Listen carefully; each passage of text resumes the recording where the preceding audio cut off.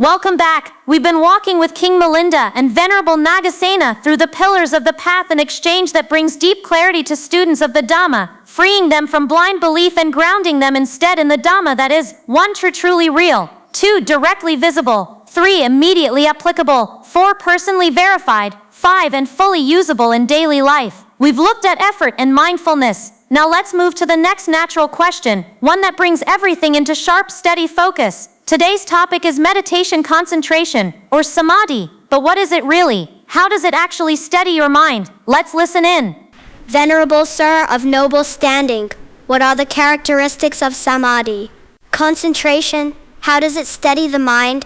Your Majesty, think of Samādhi concentration as the commander-in-chief of all good, skillful qualities. Every wholesome state in the mind falls in line behind it. It is their leader, their pinnacle, their meeting point. Just as a royal procession advances under its foremost general, so all that is good advances under the leadership of Samādhi. That is why it is called the chief. Did you catch the king's method? He's building his understanding, brick by brick. He asked about virtue, then effort, then mindfulness, now concentration. He never jumps ahead. He's building a house of wisdom, and this is the next essential pillar. That is beautifully explained, Venerable Sir.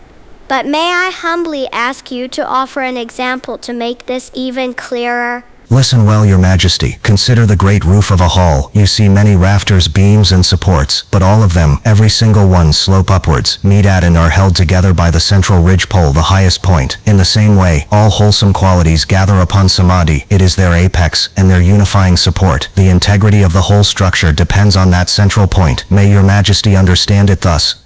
That is beautifully explained, Venerable Sir.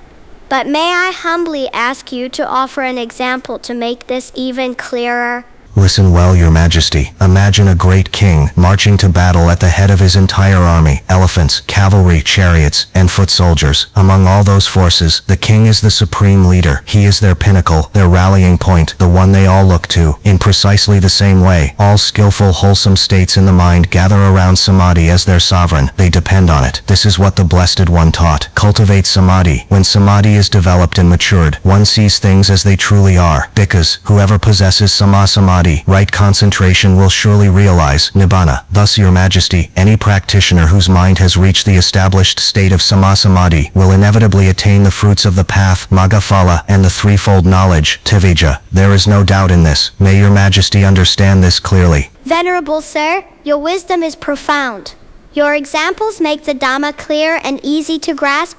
Why Samādhi, right concentration, is the apex yet not the final goal. You may have heard the Buddha say that heedfulness, appamada, is the highest of all Dhamma qualities, or that wisdom, Paññā, is supreme. So why then do we call Samādhi, right concentration, the central ridgepole of the spiritual life, the apex upon which all other wholesome qualities depend? The answer is beautifully simple. Samādhi isn't separate from heedfulness, it is heedfulness in action. When the mind is steady, collected, and undistracted, that is the very essence of careful, diligent awareness. And yes, wisdom is the ultimate liberator. It's the sword that severs the roots of ignorance. But a sword cannot cut if it's dull, and it cannot even be sharpened in a storm. A scattered, restless mind is that storm. Samādhi is the calm hand that holds the whetstone. Without it, insight cannot arise. Why this matters in real life? Let's bring this home. Imagine someone giving generously, but their mind is elsewhere, distracted, half-hearted, thinking of dinner or replaying an argument. The act of giving is done, but the inner Paññā, the wholesome energy, is weak. Why? Because the mind lacks steadiness and full presence. Samādhi gives depth to every good deed. Or consider Sila, moral integrity.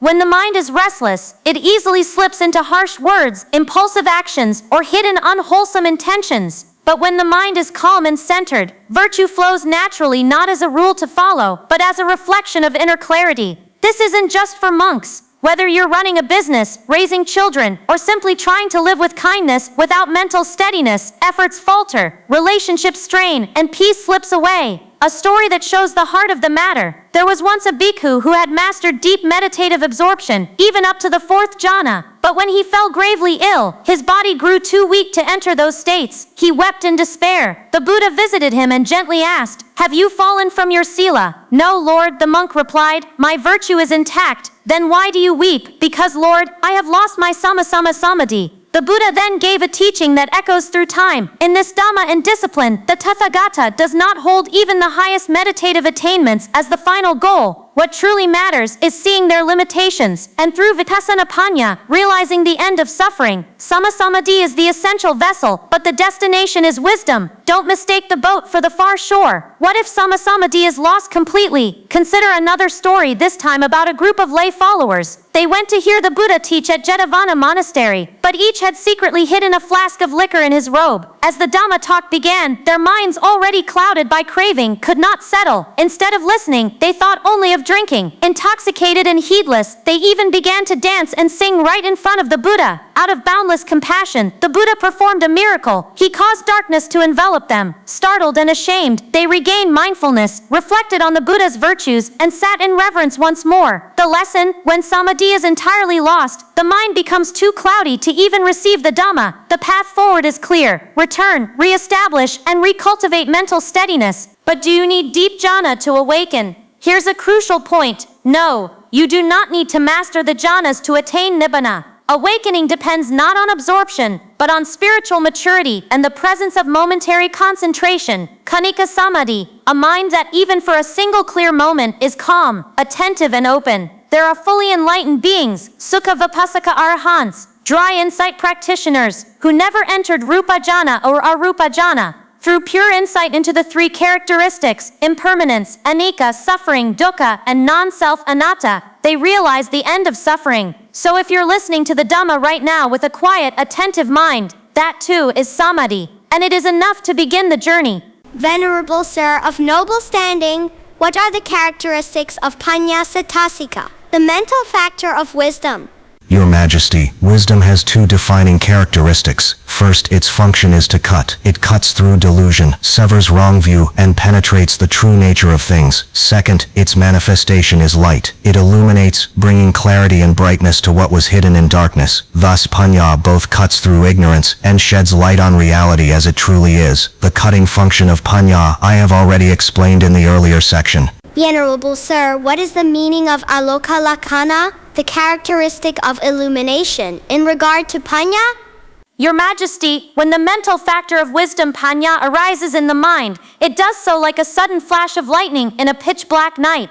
In that very instant, it shatters the darkness of avijja, ignorance, confusion, and delusion, and awakens the light of vijja, clear, direct knowing. With this light, the Four Noble Truths become unmistakably clear. 1. The truth of suffering, dukkha. 2. Its origin in craving and clinging. 3. Its complete cessation in nibbana and the Noble Eightfold Path that leads to that end. Moreover, Paññā reveals the three characteristics, talakkhana, of all conditioned existence, not as abstract ideas, but as immediate, undeniable realities. 1. Anicca, everything is impermanent and constant flux. 2. Dukkha, nothing conditioned can bring lasting satisfaction. 3. Anatta, nowhere in this flow is there a permanent, independent self. It sees with unshakable clarity that both body, rupa, and mind, nama, every sensation, thought, and feeling are 1. Unstable. 2. Bound to disappointment and utterly empty of any fixed identity. This, Your Majesty, is the illuminating power of wisdom, not mere knowledge, but liberating insight that cuts through illusion and awakens the mind to truth. That is beautifully explained, Venerable Sir. But may I humbly ask you to offer an example to make this even clearer?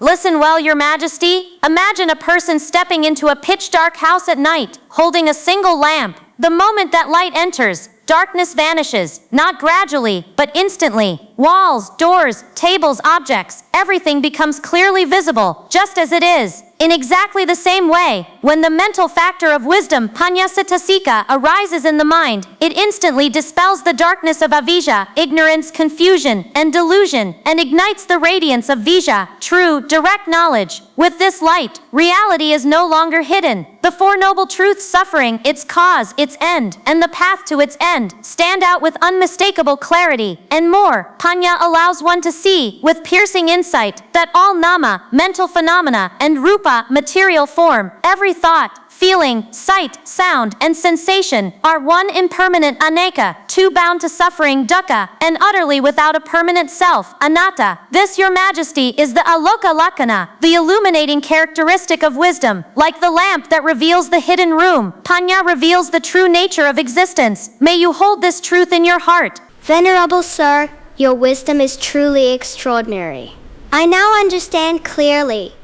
This teaching is truly profound. Consider this. Suffering dukkha is like darkness. Beings live immersed in it, surrounded by it, even clinging to it, yet they cannot see it. Why? Because they lack the eye of Paññā wisdom. Without Paññā, one cannot, 1. Recognize suffering as suffering, 2. Understand its true cause, 3. See that it can utterly cease, or know the path that leads to its end. It's not that suffering is hidden in some distant realm. It's right here in this very body and mind, and the five aggregates King Das. But without the light of wisdom, it remains invisible, just as an object placed before a blind person cannot be seen, no matter how close. That is why the Buddha declared in the Dhammacakkappavattana Sutta, vision arose, knowledge arose, wisdom arose, light arose within me in regard to things never heard before. This is the noble truth of suffering. Even the Bodhisattva, endowed with unmatched qualities, had not yet seen the Four Noble Truths with direct insight. It was only when Paññā fully awakened that he saw clearly, suffering is not a person, not a self. It is a conditioned process arising when causes are present, ceasing when those causes are removed. In the ultimate truth, Paramatta Sakka, there is no I who suffers. There are only phenomena, nama and rupa, arising and passing away in dependence on conditions. One moment conditions the next. One link supports the next. When craving and ignorance cease, suffering ceases, not because someone was saved, but because the causes have been uprooted. And Paññā does more than reveal suffering, it shows the way out. Like a skilled guide who knows, 1. Which paths are safe, 2. Which are treacherous, 3. Where obstacles lie and how to reach the final destination, so too does Paññā illuminate the Noble Eightfold Path. It allows you to walk with confidence, clarity, and ease, not in blind faith, but in direct knowing, until every trace of suffering is transcended. Therefore, dear friends, walk the path of life with wisdom. Let Paññā be your light, your guide, and your protector. This concludes our reflection with King Milinda and Venerable Nāgasena on effort, mindfulness, concentration, and the radiant power of wisdom. May you take these teachings to heart, apply them in daily life, and see the truth for yourself. Until we meet again, may you all be well, clear, and free.